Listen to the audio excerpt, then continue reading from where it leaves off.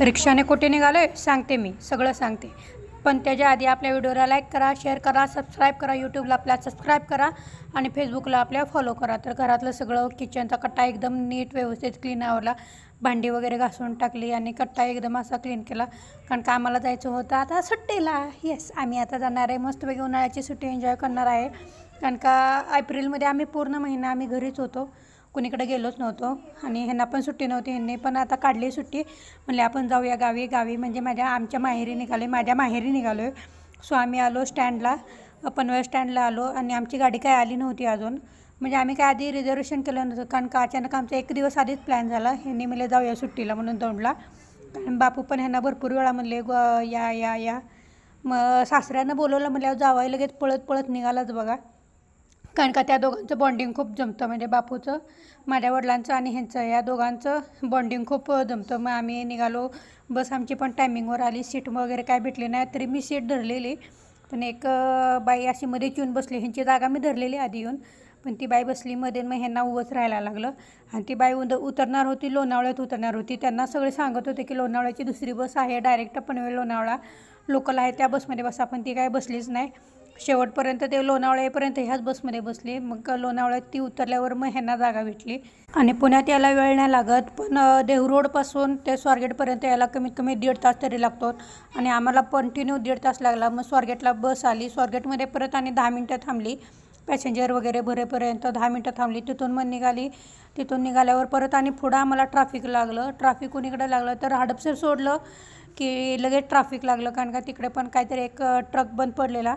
त्या ट्रकमुळं आम्हाला म्हणजे तिथं आणि आमचा 1 तास गेला. 1 तास पूर्ण गेला तो ट्रक बाहेर काढेपर्यंत, ते टोविंग व्हॅन येईपर्यंत सगळा 1 तास गेला. आणि पोरं पण सगळीच पोरं एवढी कंटाळलेली की नाही, की सगळी उठून उभं राहिलेली की कधी गाडी हलते, कधी गाडी हलते आणि कधी पुढं जाते. पोरी पण सगळेजणच वैतागलेले. सगळ्यांची बारकी पोरं होती आणि गरमी पण एवढी होत होती ना, त्याच्यामुळं हे बारकी मुलं सगळीच वैतागलेले. मोठी माणसंसुद्धा वैतागलेली. ह्यांनी तर अक्षरशः वैतागत चालता यांना. ह्यांनी म्हणत होते सरळ आपण ट्रेननं गेलो असतो तर बरं झालं असतं. मग ह्यांनी पण म्हणले मी पण आता उभं राहतो, मला पण आता वैताग आला आहे. ह्यांनी पण उभंच राहिले आणि थोडा वेळ उभं राहतो आणि नंतर मग बसतो मी म्हणले. मग आता ह्यांनी पण उभंच होते कंटिन्युअसली. मी आपलं मग व्हिडिओ वगैरे काढत होते. म्हणलं जरा आपल्या आठवणी वगैरे राहतात, तर आपण बसने प्रवास वगैरे केलेला. मग आमचा पण स्टॉप पण आला. मग आम्ही आमच्या स्टॉपवर उतरलो, म्हणजे कुरकुमला उतरलो आम्ही.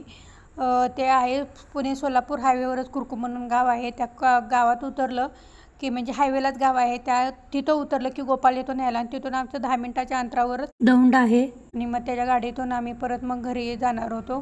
कारण का घरी काय आम्हाला 10 मिनटंच लागतात. आणि बॅगा वगैरे होत्या, त्याच्यामुळं मग तो डायरेक्ट मोठी गाडी घेऊन आला. आणि गाडीच्या आतमध्ये बसलेला चिवळ्या तो सरप्राईज देणार होता पोरींना, की त्यानं पप्पाला सांगितलेलं मी नाही आलो म्हणून सांगा पोरींना. मग आणि परत मग नंतर पोरींना दिसला, ते चिवळ्या दिसला की लागला उड्या मारायला. मग आम्ही पण बसलो गाडीत. म्हणलं बाबा पटकन चल घरी, म्हणलं मला वैताग आला आहे. म्हणलं ह्यांनी पण म्हणले हाणं पटकन गाडी, नुसता वैताग आला आहे त्या गाडीत बसून म्हणले कंटाळा आला. आमच्या घरी हे आहे बघा, समोर आमचं घर दिसतंय, जे पिस्ता कलरचं घर आहे ना, ते सगळं आमचं म्हणजे माझ्या वडिलांचं आणि भावाचं घर आहे. आणि मोठं आहे, चांगलं प्रशस्त आहे. आणि मुलं पुढं पण खेळायला पटांगण वगैरे भरपूर असं आहे. फायनली घरी पोचलो.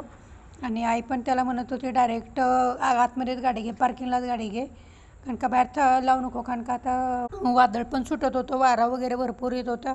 हे म्हणलं डायरेक्टच आपली आतमध्येच गाडी घे. आई म्हणत होती डायरेक्ट आतमध्येच गाडी घे. महिने आतमध्ये गाडी घेतली.